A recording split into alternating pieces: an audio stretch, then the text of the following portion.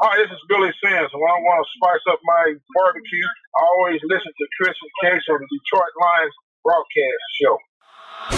Lions fans, it's time for the podcast you've been waiting for. The show where Kool-Aid runs blue, faces turn red, and rose-colored glasses never go out of style. This is the Detroit Lions Podcast, your Detroit Lions and Reddit connection. And now, two guys who have never dropped a Matthew Stafford pass, Chris and Case. Hey, howdy-ho, Lions fans. Welcome to the Detroit Lions Podcast, episode 256. This is the official Detroit Lions podcast for Reddit. I am your dashing host, Chris, and with me is my good friend and co-host today, Jeff the Risdon. How you doing, brother? It is good to be back with you, Chris. It's been too long, my friend. I know. You've been away. I'm away. It's just star-crossed. Our paths haven't met. Got I Prevail coming, though. That sounds like a good time, right? That does sound like a very good time. We'll talk about that a little, maybe. In today's show, we got the Riz, as you can tell, joining us. We're going to wrap up the NFL Scouting Combine for you. We're going to break it down, let you know what happened, and get all the way into the realm of slander. Oh, no, not quite slander, but we'll talk about all kinds of stuff that went on. Got a great show lined up. Riz, you ready to go, my man? Let's do it. Let's kick this off and break it down. All right, a couple of quick announcements first. Check us out and help us out on Patreon. Special thanks to Dylan from Guam. You're so good at that. Of course, our very first donor, Mathis, and Brian Burkheiser from I Prevail, iprevailband.com. Check them out. You can hang out with them, the crew. Riz has been going off from the Combine in our Slack chat. It is the best, most intelligent Lions chat on the internet, and I don't lie. You might even pick up some housing repair tips along the way. Thanks to Wisco for those. Yes. A lot of great stuff. The beer channel is also quite informative. Oh yeah, that's a real good one. It's active. There's a couple of drinkers. How do you get involved with that? How do you hang out with all the folks? You get to patreon.com/Detroit Lions podcast. Get up for at least $1 a month of donation. Sign up. We'll get you into that Slack chat. You get a chance to talk to everybody, hang out with all the cool guys. And like I said, it's the most intelligent chat on the internet. Patreon.com/Detroit Lions podcast. Join up and, you support the show and you get a little bit of fun out of it as well. Give us a like on Facebook, facebook.com/the Detroit Lions podcast, Instagram, Detroit Lions podcast, where you get to see Riz's thought pictures. And of course, check us out on Twitter at DET Lions podcast, DET Lions podcast, the very best place to see all of us. With no pants. Right. Also on YouTube, youtube.com/Detroit Lions podcast. Get all the great stuff there. We'll have this up there shortly. This is going to be audio only on YouTube. Sorry, YouTube friends. It's a little different. We're on the road to get all this to work. Rate us on iTunes, Stitcher, Google Play, Spotify, iHeart, Pandora, wherever you find us. Give us those 5-star reviews. Those are forever. And we love them. And if you have constructive feedback, of course, head on over to the subreddit. And there's a thread there every week. You can talk it through and let us know what you think. Give us a call on Skype, Detroit Lions Podcast, all one word, Detroit Lions Podcast, or on the Lions line, 929-33-LIONS. It's 929-335-4667. Leave a message and get a chance to hear yourself on the show. Tighten your chin straps, kids. It's time to review This Week in Reddit. All right, it's time to talk about all the fun and exciting things going down this week in Reddit. And boy, it's been a good week. I want to start off with something quick, Riz, just a quick announcement for everybody. It should have been in the announcements, but I forgot about it. St. Jude is coming up. We're going to start it a little later this year just because of all the things going on, but the St. Jude fundraiser is coming. I saw Eisen raised over $800,000. That's awesome. What an awesome dude. We mean to top that. No, I'm just joking.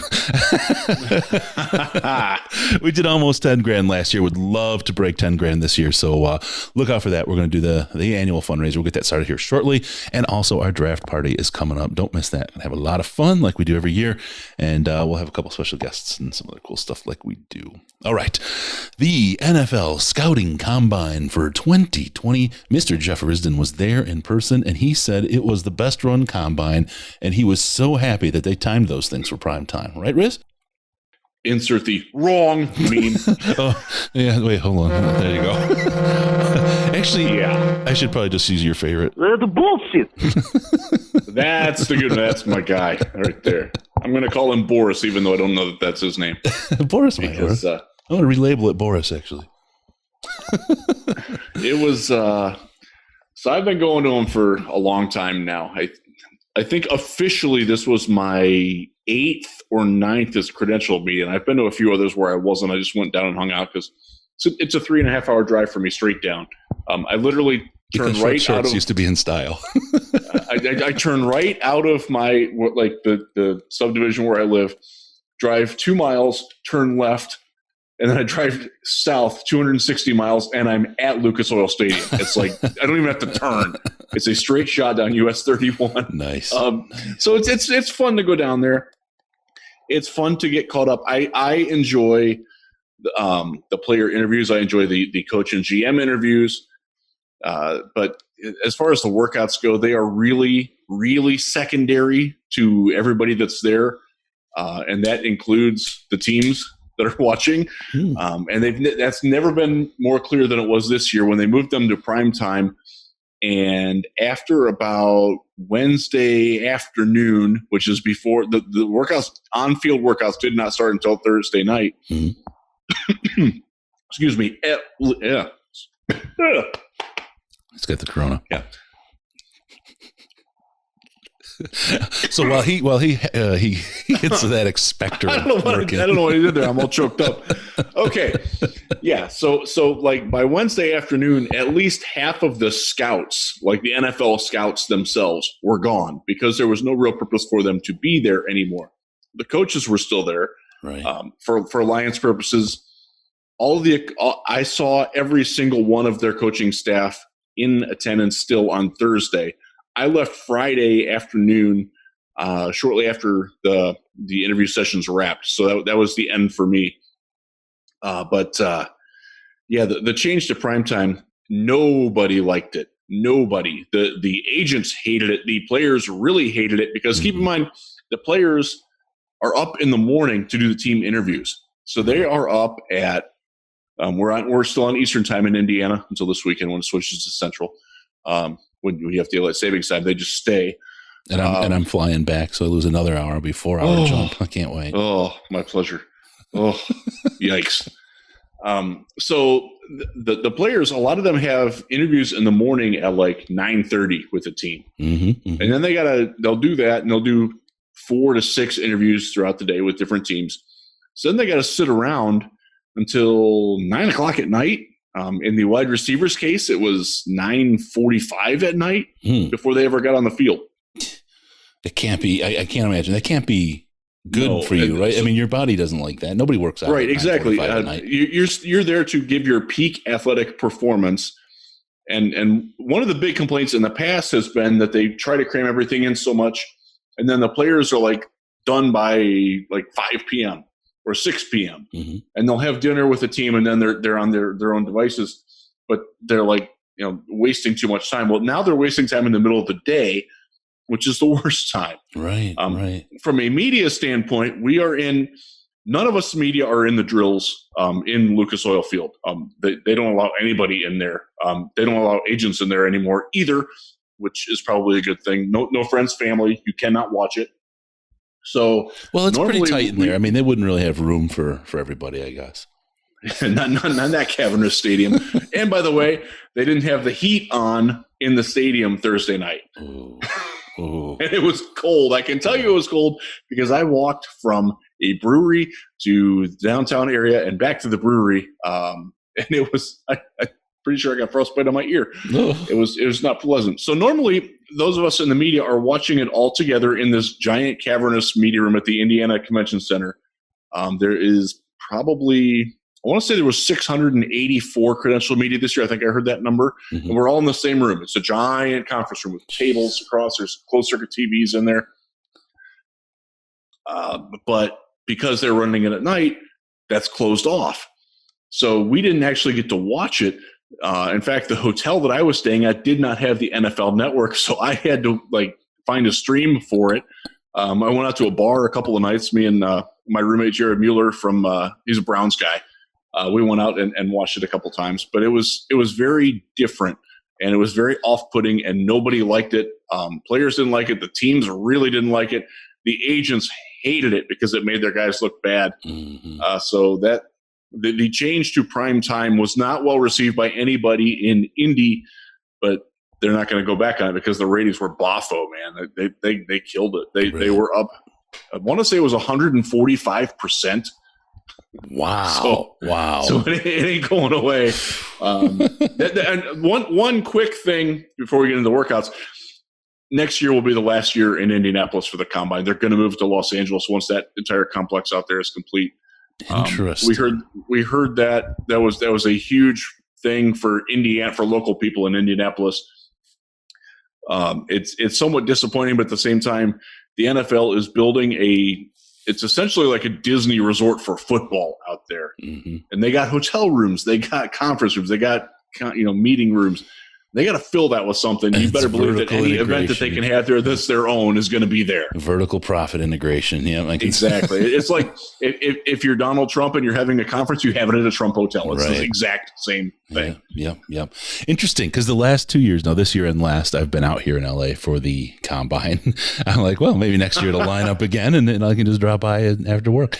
There you go. They also have that NASCAR race out here this week, so it's big enough here, and it's both spacious enough and large enough that it'll have the capacity to handle both those things fine. So that'd be interesting. That'll be good. So 2 years, okay. All right, let's get into the workouts. I think we're not going to break it down for every player. Let's just talk about anybody, big movers or guys who showed up, up or down movers, or guys who showed up and to look for in the top tier of the draft, or guys that have moved down, that kind of thing. Whereas let's start. It was day one was the quarterbacks, wide receivers, and tight ends. Think about those guys. Is there anyone that jumped out and changed their stock value as a result of the workout? Workouts in just like the total week in Indy. One of the big winners was Chase Claypool from Notre Dame. Yeah. He's big. He's almost exactly Calvin Johnson dimensions, actually. Mm-hmm. Very, very, very close physically to that. He's like an inch shorter, I think, and like a pound off. Like he's like right there. And he's got some interesting tape, and I don't mean that derisively. It is legitimately interesting. I don't know how well he's going to fit, because the speed that he showed there and the agility that he showed there did not show on game tape, and it did not show. I've seen him in person 3 times. I didn't think he had that kind of wiggle, but he showed it. Maybe he's been training the right way, and it's going to work out for him. He's the guy, though, that was probably I would say he was in the like 90 to 125 range before Indianapolis, and now he's probably solidified himself as a day 2 guy. And again, at that size and the way that he moved there, I see it. And he was really good. As high as 41, you think? Good. What's that? As high as 41, you think, or you think a little later, day 2? I think it's going to be later than that. Okay. Yeah. Good number, though, from our pre-show chat. Yeah. Sorry, I didn't mean to spring that on you. All of a sudden, people are going to Tankathon. Who's taking 41? That ain't us. Yeah. So he did well. I'll say Donovan Peoples-Jones had himself a great weekend, and I got to give him credit. I have been difficult on him as a prospect. I've seen him a lot at Michigan. First off, I was in front of him at the interview podium. The guy is a really smart, erudite individual. This is a guy who went to class. He was there. He's a football player, but he was also a college student. It definitely shows when you talk to him. That doesn't show off with everybody. It certainly doesn't show off with the guys that are there from Florida. They could have gone to class. I mean, it's Florida after all. Yeah, maybe. Sorry, Carter. I'd like to go into there. Yeah, no kidding. Sorry, dude. Yeah. And I just ripped C.J. Henderson online too.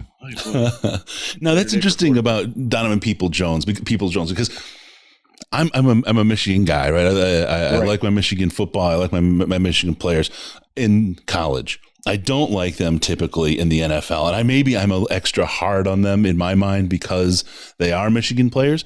But I just of course everyone points at Tom Brady, but I just don't feel like you see that pop in the NFL level from guys. They get there, they make the NFL, right, and they get drafted and they play games.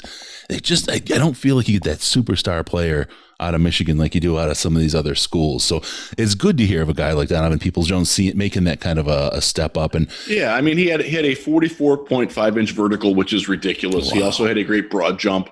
He didn't run as well as he wanted to, but he still ran okay. And again, he killed it in the media interview. I heard very favorable returns about him. Excuse me, in team interviews too. So he's a guy. Just based on film grade, I had a 6th round to undrafted grade on him. Mm-hmm. I would now be comfortable drafting him because I think one of the things that he stressed was that if they want me to be a punt returner, I'll be a punt returner. Play special teams, and that was his best attribute at Michigan was his punt return ability. Right. Why they didn't let him do more of that is one of the reasons why Michigan doesn't win a lot. It's one of the reasons. Yes, one of the reasons. But he was legitimately good. So he helped himself quite a bit. I'm trying to think of any other wide receivers. So the quarterbacks, if you watch the drills, they were dreadful. They were awful. Mm-hmm. Mm-hmm. Now, again, they're throwing to receivers they haven't thrown to before. They're throwing fairly unfamiliar patterns. One of the things that you want to look for is like consistency of footwork, consistency of delivery, and of motion, range of motion. Are they on their toes? Are they flat-footed? And some of the I'll highlight Anthony Gordon from Washington State as an example. And we saw him at the Senior Bowl, and he wasn't good there either. Right. If you watched him in Indianapolis and you saw him, he's physically slight. He's just not a well-built individual. Right. I couldn't fathom drafting this guy. It's just his footwork was different. His release point was different. And you're in a controlled environment. He bounced a couple of the slant throws to the receivers. The receivers were not happy with a lot of the quarterbacks there. Again, the wide receivers were so much better than the quarterback. The only quarterback who probably helped himself at all was Justin Herbert, who was really good. I'll say this, though. Kevin Davidson from Princeton got a lot of favorable reviews as well. So he's a guy that maybe something there as a late round guy. Sure. I know that he has some fans in the scouting community as well. But it was not great for the quarterbacks.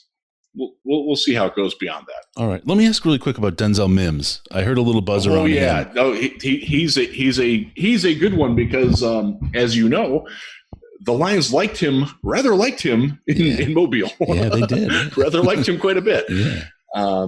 He ran very well for a big dude. And he also talked in his interview about how much he loves to block. And that if you've ever watched Baylor football, you know that wide receivers don't block. He does. Mm-hmm. He has very attention to detail to it. Matt Rule, who's now the Panthers coach, was his coach at Baylor, and he said very nice things about him. He's like, that guy, I forget the exact word that he used, but it's essentially that guy's a dog, and he meant it, in the positive affirmational message of dog. Nice. Okay. So he's a guy that you definitely need to keep an eye on if you're a Lions fan in the draft, and he is a solid day 2 guy now. Again, this wide receiver class is ridiculously good. There are, Interesting. Okay. Yeah. Yeah. I think he's going to probably go. I'm going to say he's there for the Lions at the top of the 3rd, and they have to at least consider him. Okay. Yeah. If he's not, it's not a big deal because there are going to be other wide receivers. One guy that was disappointing, Van Jefferson did not get to work out. He's got a foot issue. It's going to cost him 4 to 6 weeks. It cost him his workout. He was phenomenal at the podium. So was Michael Pittman from USC. He also had a good he caught the ball really well in drills. And that was something that he had a reputation as a bit of a double catcher at USC.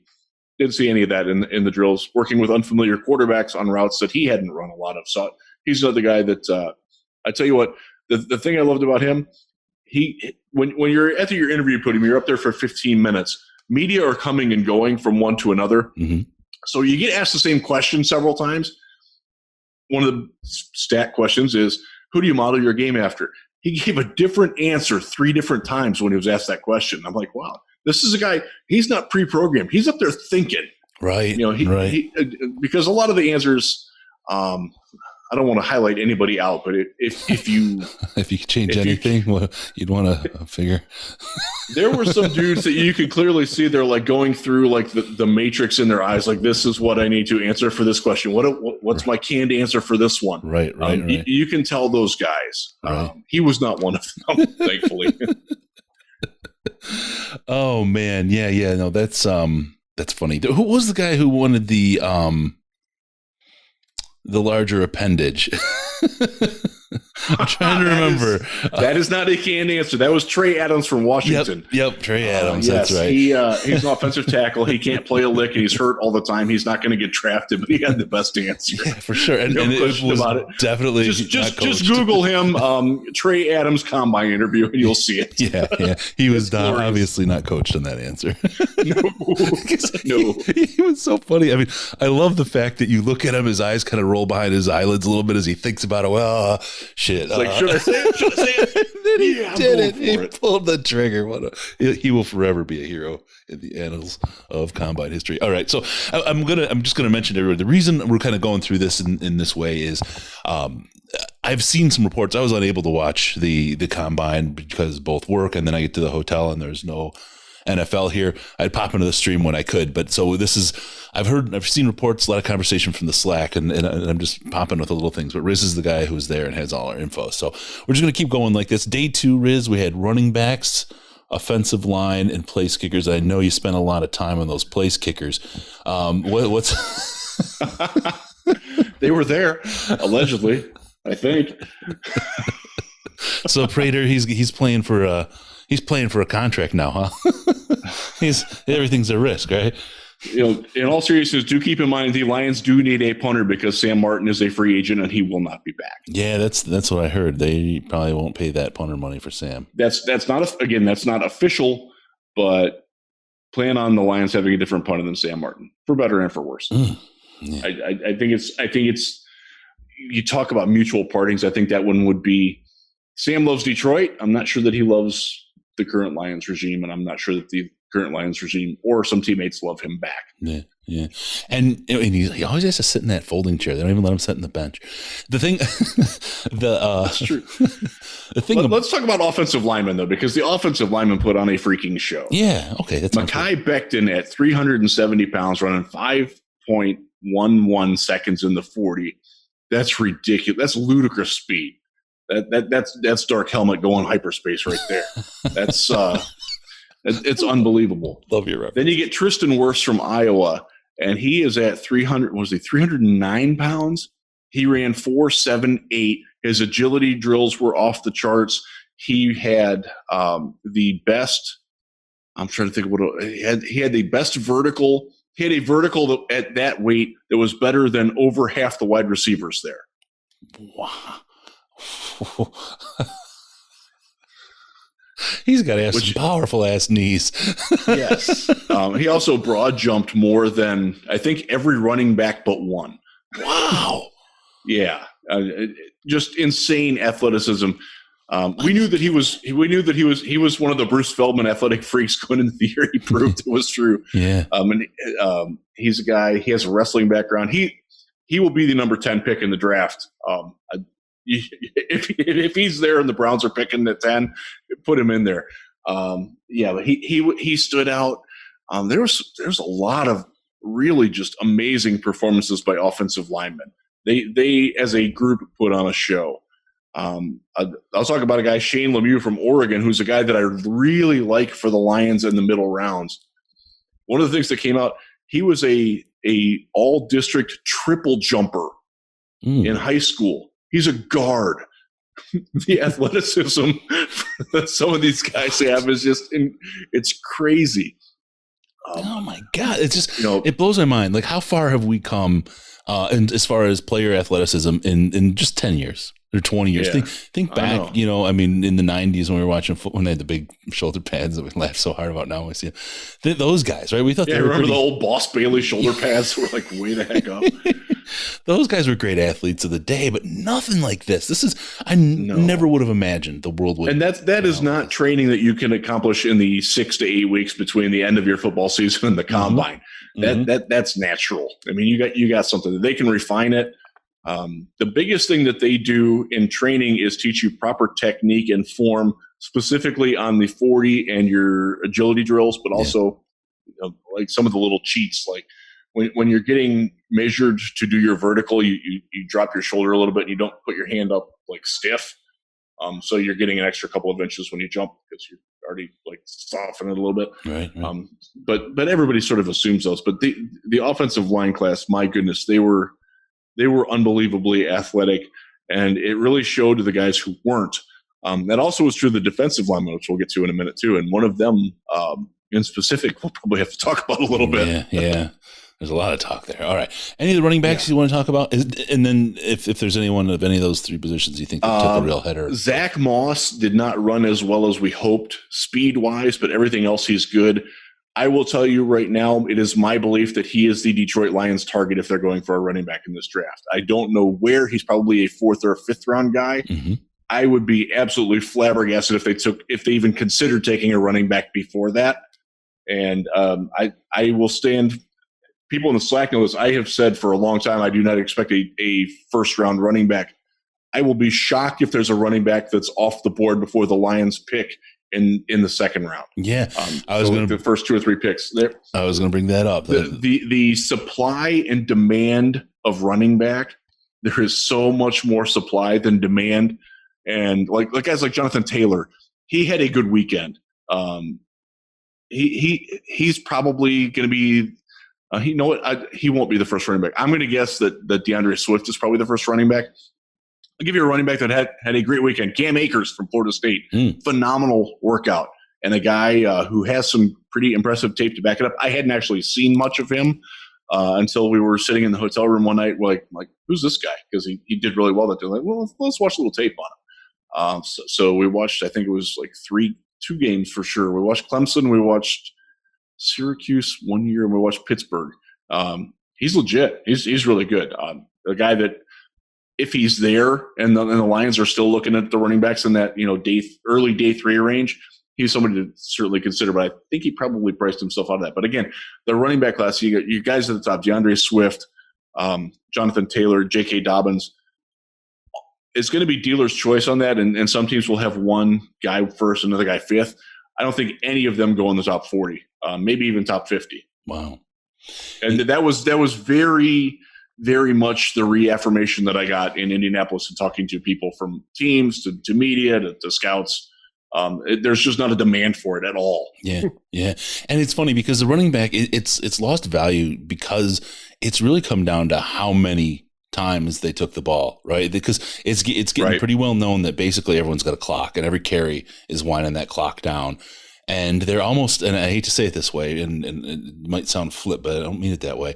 It's almost a throwaway player at that position. You know what I mean? And it's the way the NFL has evolved away from the running back being so important, 3 running backs in the top 10 to maybe not even one in the first round, right? Yeah, that's crazy. Remember Ricky Williams got traded for the entire draft and a first round the next year. Yeah. That was only 20 years ago. And it's only been 3 years or 4 years since the Bears did something like that with Trubisky. I now see the fall of the quarterback. All right. Sorry. Could have had Patrick Mahomes, remember? Oh, my God. All right. So can I say this now? Yeah. And I did not know this until I was on there. The Chicago media hates Trubisky more than anybody else does.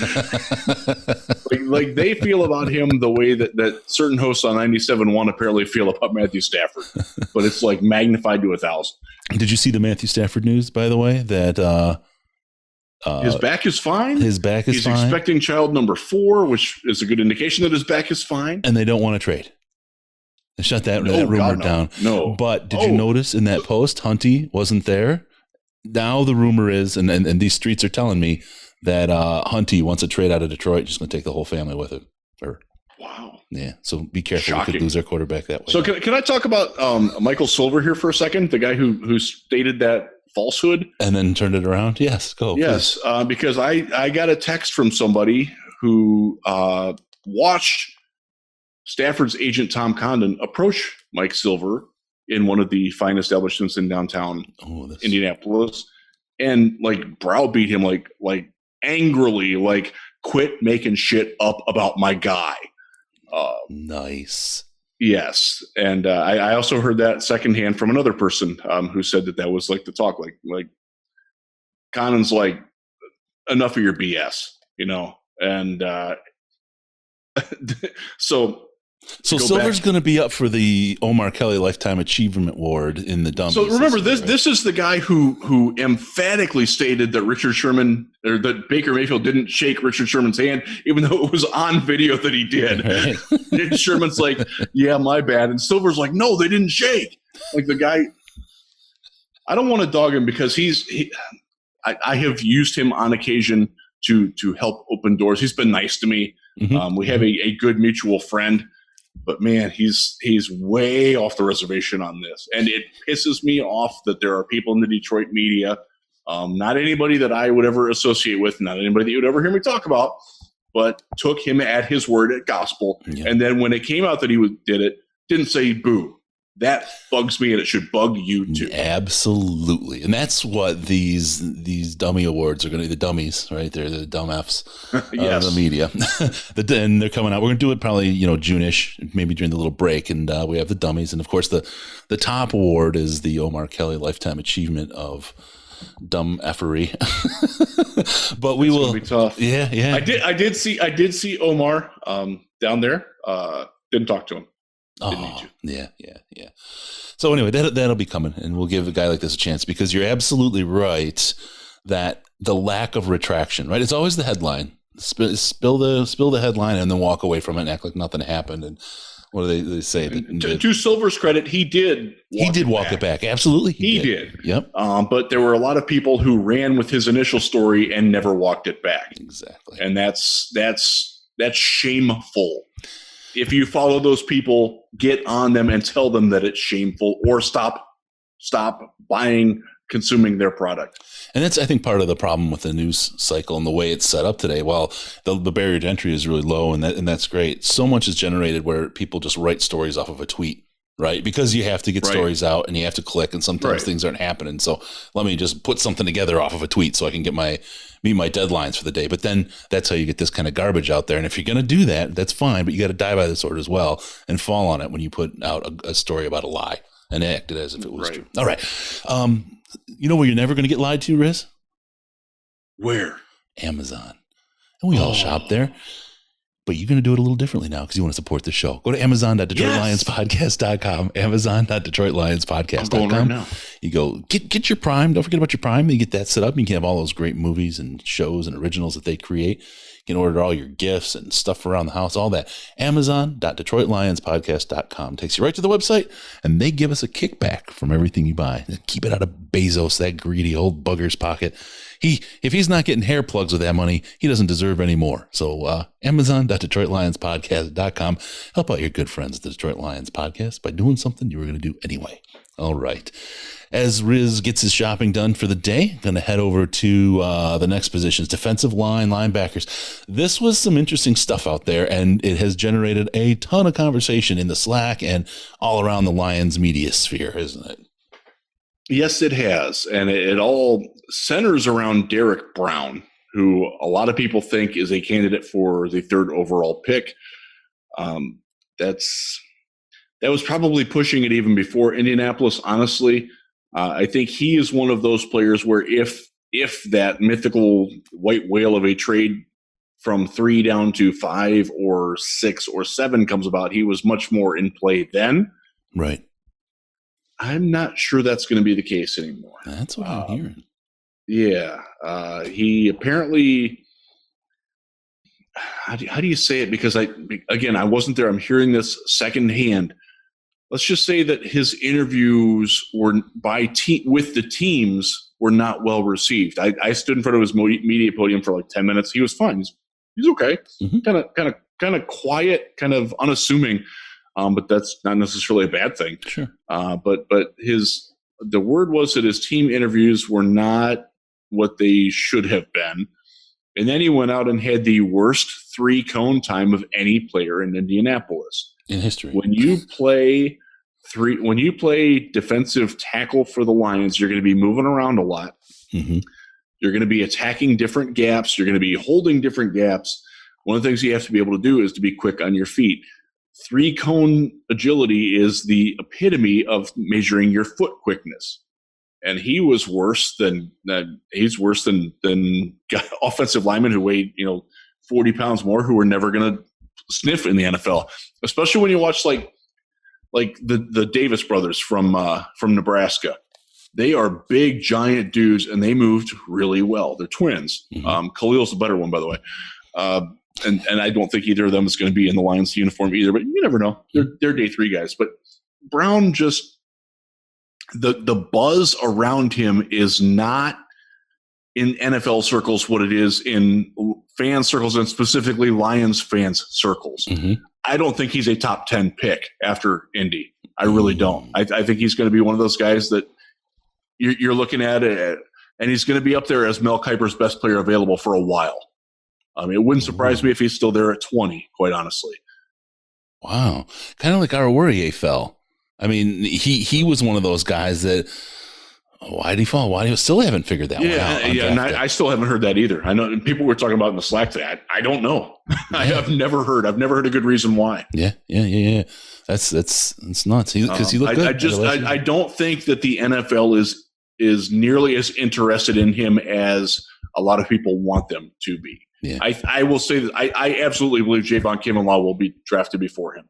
Interesting. Okay, there you go. And he looked great at the Senior Bowl while he was there before he tapped out. Before he got hurt, and he's still nicked up, but he should be fine at the end. But Kinlaw, he's just there's just a presence about him, and you felt it.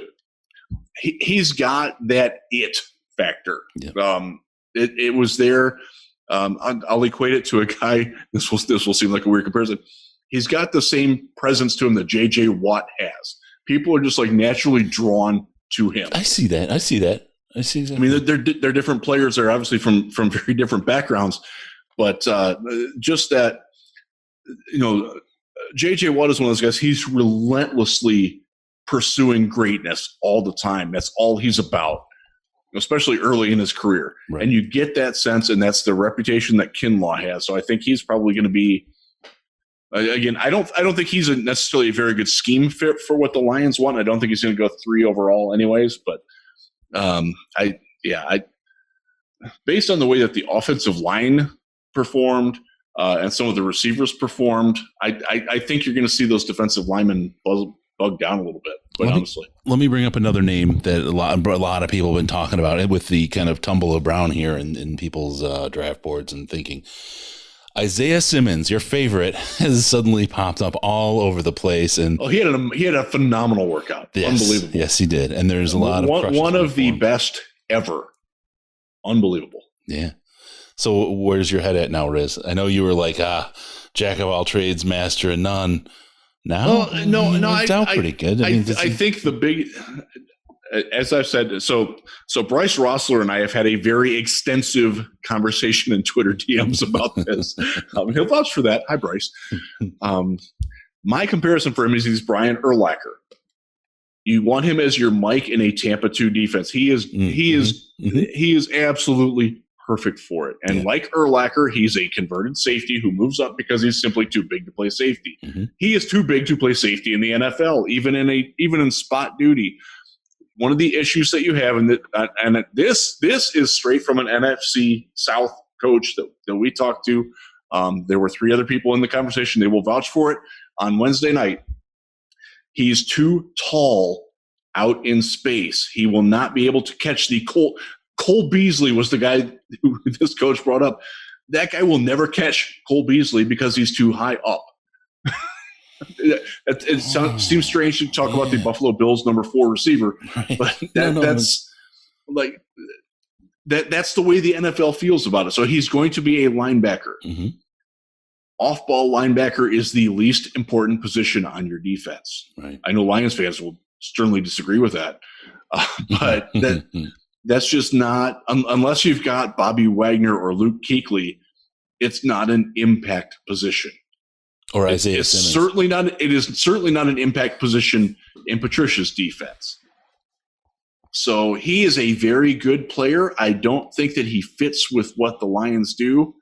And again, the versatility thing, the number one thing that he does is cover. Mm-hmm. The Lions clearly need a cover linebacker. Oh, God, yeah. I mean, that's exactly where I was going. I mean, we just get destroyed by tight ends, and we have for what seems like a decade. And somebody asked me the question, I forget who it was on Twitter, but they said, if you're grading him just as a linebacker, who would he be the best in this class? Hell yeah, he would. He's the best linebacker in this class. There's zero doubt in my mind about that. Mm-hmm.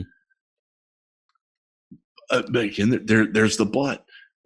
Everything in front of the butt is bull. His biggest calling card is his ability to cover tight ends, running backs, play that sort of hybrid safety linebacker role, overhang safety, if you will. That's not a role that's an impact position in most defenses. It can be in a Romeo Crennel-based defense. That's what Patricia runs. If you watch Honey Badger, that's what he does. And Simmons himself compared himself to when he brought up players that he modeled his game after. Tyrann Mathieu was the first name out of his mouth. And again, he is 8 inches taller and 45 pounds heavier than Mathieu. But also faster, and also more agile and more explosive in terms of testing drills. Yeah. I'm worried that a team is going to get him and try to make him be that jack of all trades and not let him focus on any one thing. And he's going to be one of those guys who makes 2 or 3 splash plays a game, and then the rest of the time he's running around like looking. And I worry about that. I don't think that the Lions value him that highly. I don't think he's in the conversation for 3 at all. In part, and this is another sticking point, the Lions really like their linebackers. Yeah. They really do.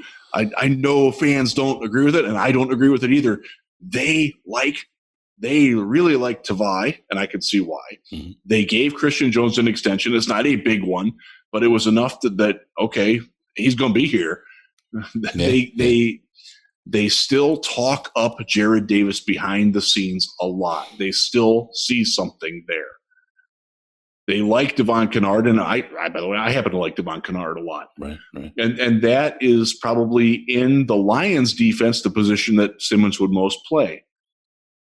You're going to get rid of Devon Kennard? Well, there might be a market for him. And if you make that move, then you certainly could use Simmons. But I just don't see them making that position a priority, nor do I see the rest of the NFL making that position a priority. I think, having said all that, I think he's going to go either 5th or 6th in this draft. It might not be one of the teams that's drafting there right now, but he's going to be very highly coveted.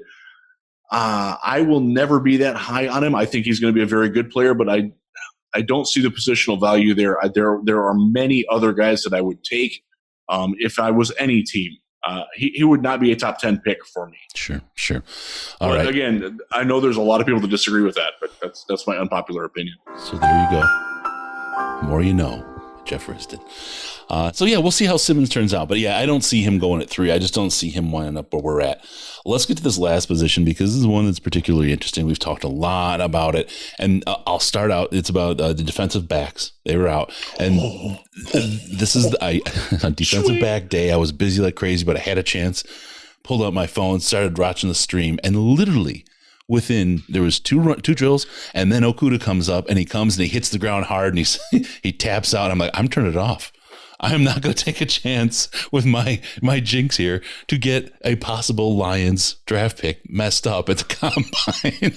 What the heck happened? I mean, literally in 3 minutes of watching it, I saw the guy that I have as one of the top 2 on my board for the Lions just totally go down and get hurt. I was just like, no, if I don't watch, it doesn't happen. Let's talk about these backs. I think so Okudah came out okay, and we're still high on him, right? Tell me what to think, Riz.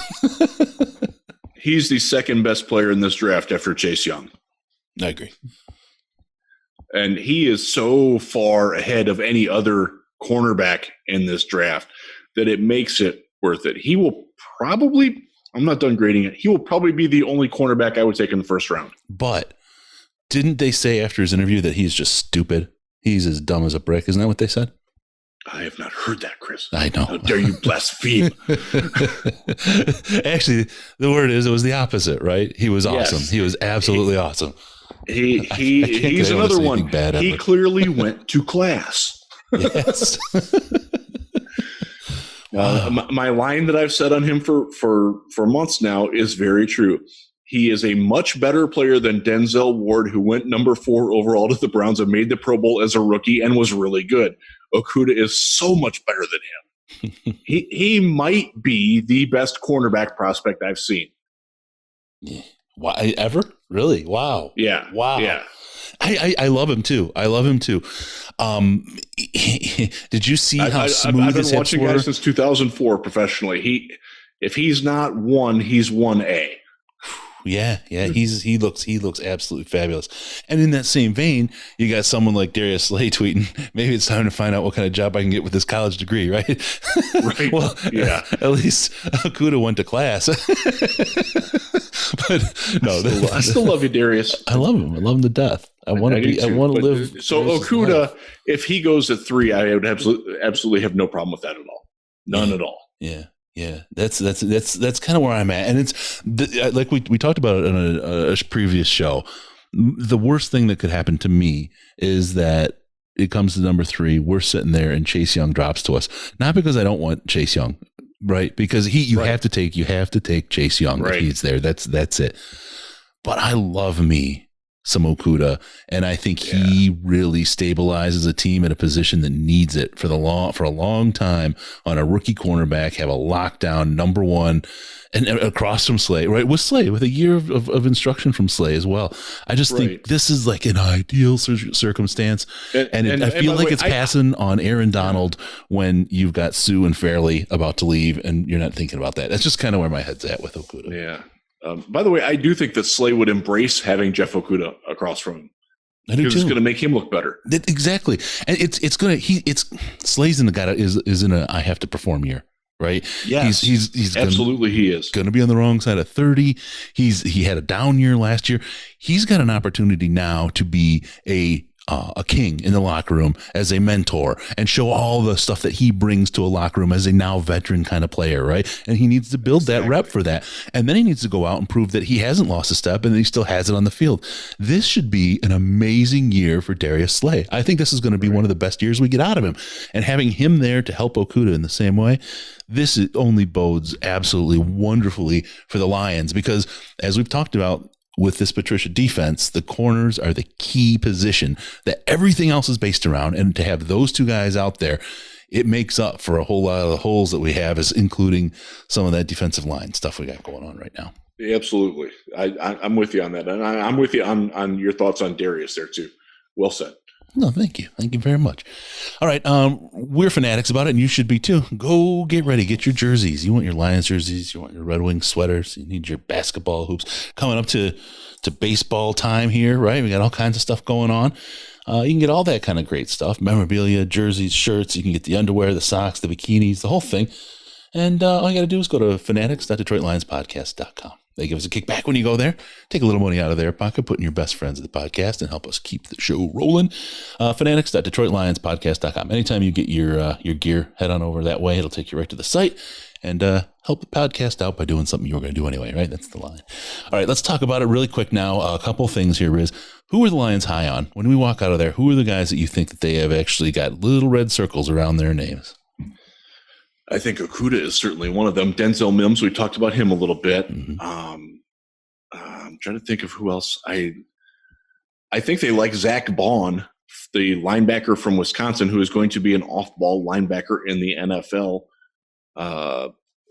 He's essentially Joe Schobert 2.0, which is interesting because the other team that I covered, the Browns, have said, "Go away, Joe. We're not paying you $13 million a year." Nor should the Lions, by the way.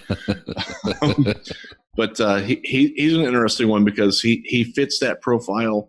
But he also has just enough T.J. Watt to his game that you can kind of see him being. I don't know. He's an interesting one. He killed it in interviews. Everything that I heard about that was very positive. I know that Lions fans are not going to like this, but they like Adam Troutman, the tight end from Dayton. They do not need a tight end.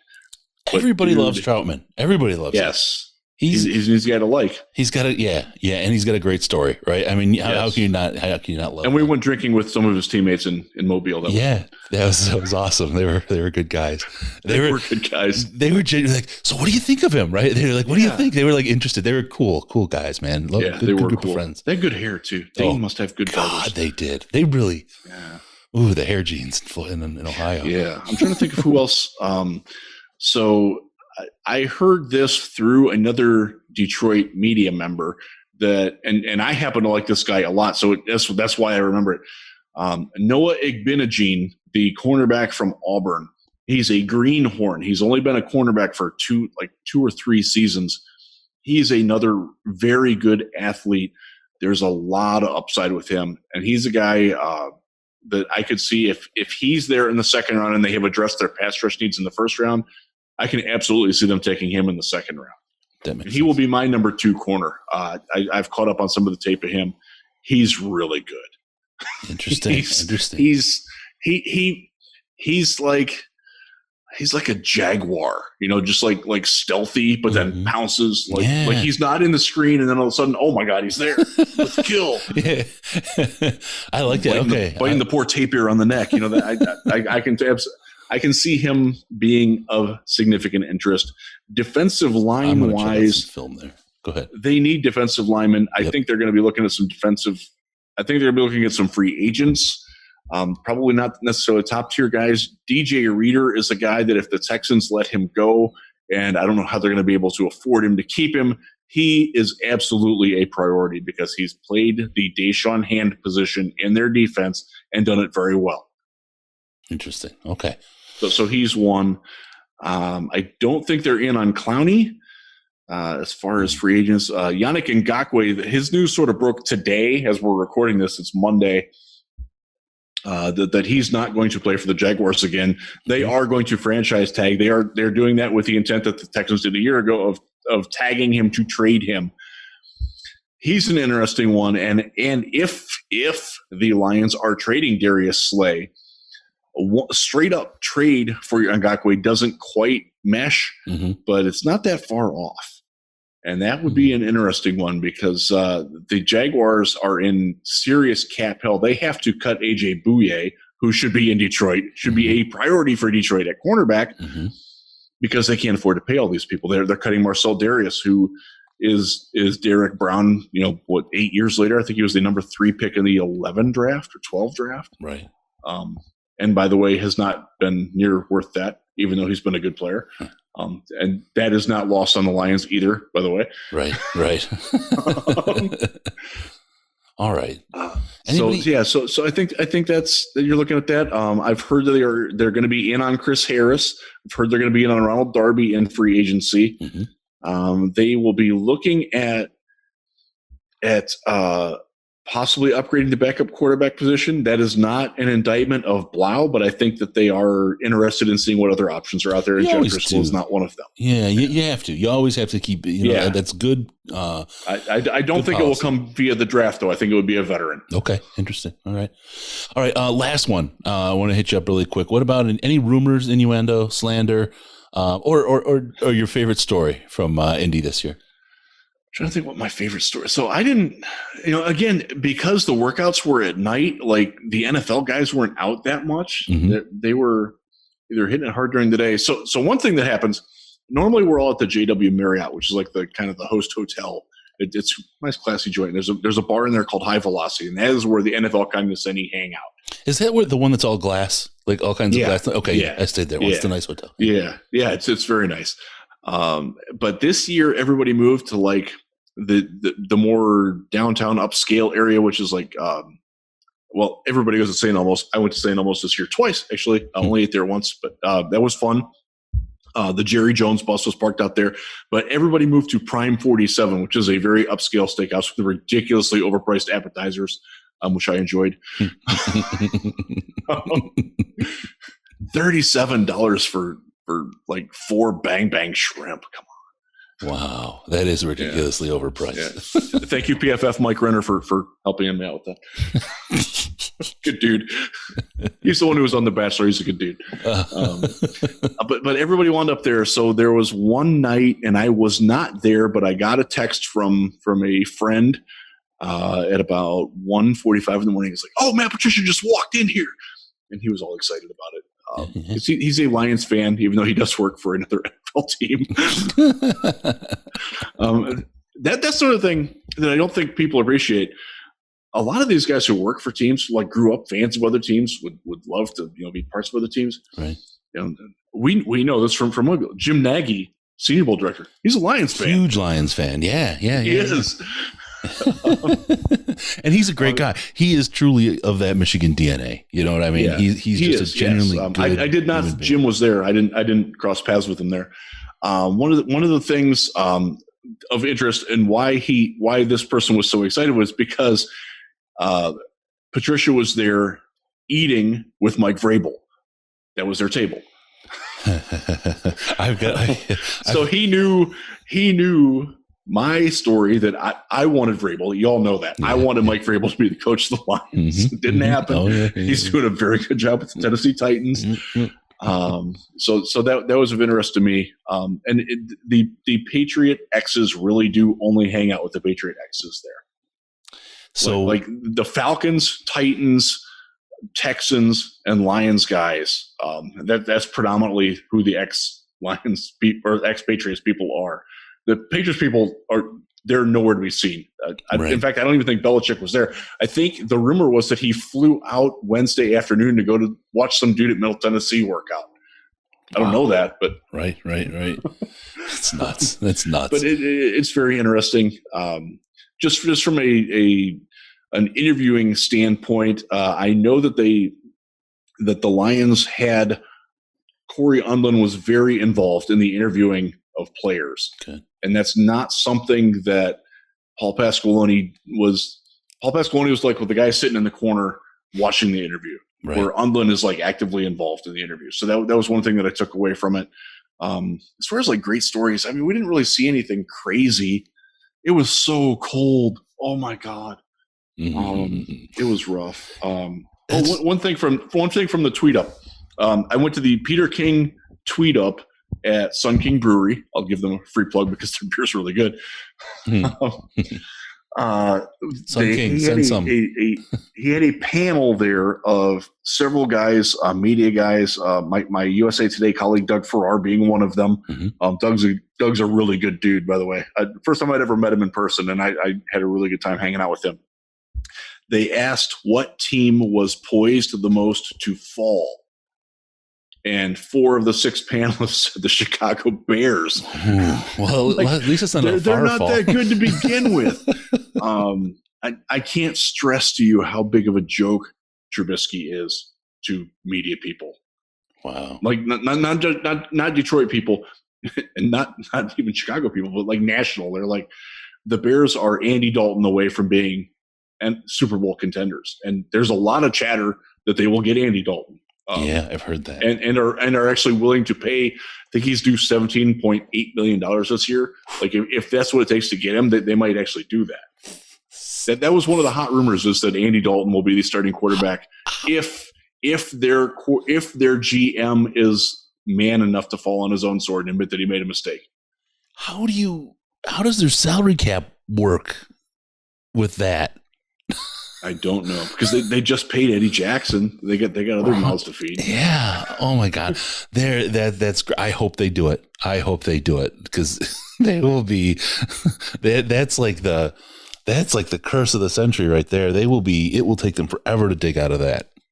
Yeah. Oh my goodness. Yeah. So there wasn't as much free agent chatter this year because everybody was focused on the CBA, right, including the agents. I don't think the agents have a really good grasp of where that's going. So it's been tough for them to negotiate, because if the CBA is going up, all the agents are going to be like, "Oh, I'll only take a 1-year deal." You right, want to get in next year after they're sure what that split will be, and that cap's going up. So right, don't sign a long-term deal. Right. That's a problem for Darius Slay, by the way. One of the reasons why the Lions are probably really smart to let him play it out. Look, if he's spectacular, you can always franchise tag him again, right? Exactly. I mean, you could, if you needed 2 years out of him, you have him, and that's that. And that's the state of the union, right? You hate to see that from a player's perspective. You want them to go out and get their best deal, but that's the way it is. But you're right. For this year, he's got every motivation to be 125% of himself out there, and that's how I want everybody to be, right? Yes, absolutely. He's motivated and hungry to play. Yeah. And he's damn good, and I still love him. All right. With that, you reminded me. I have a new conspiracy theory that I've cooked up. I'll put it in the chat here. It has to do with the whole Patriots and Lions and the whole thing. I had one before, but now I've got a new one that's like 10 times as good. All complete conspiracy theory stuff, but I love doing this kind of stuff. Okay. So we'll do it in the Slack here afterwards. With that, we're going to call this a show, and a damn good one at that. Remember to use the show. We need your involvement. So head on over to the subreddit. Give us your feedback. We'd love it when you do that. Also, don't forget about us on Patreon, patreon.com/Detroit Lions podcast. That's where, you get in there, you donate at least $1 a month. You can be in on the conspiracy theory chat and the most intelligent Lions chat on the internet. I don't know if that goes together or not, but it works. Check us out on Facebook, facebook.com/The Detroit Lions podcast, Instagram, Detroit Lions podcast, and on the Twitter cheese. Twitter machine at DET Lions Podcast. DET Lions Podcast, the very best place to see the Riz with no pants. Damn straight. Give us a call, Skype, Detroit Lions Podcast. It's all one word, Detroit Lions Podcast. Or you can use a regular old phony at the Lions line at 929-33-LIONS, 929-335-4667. Be sure to go to DetroitLionsPodcast.com, subscribe to the podcast so we can pop up in your ears automatically. Thank you for tuning in. We're going to see you next time on the Detroit Lions Podcast. Remember, no pants, no toasters, no hot tubs, no problems, baby, because we're your Detroit Lions and Reddit connection.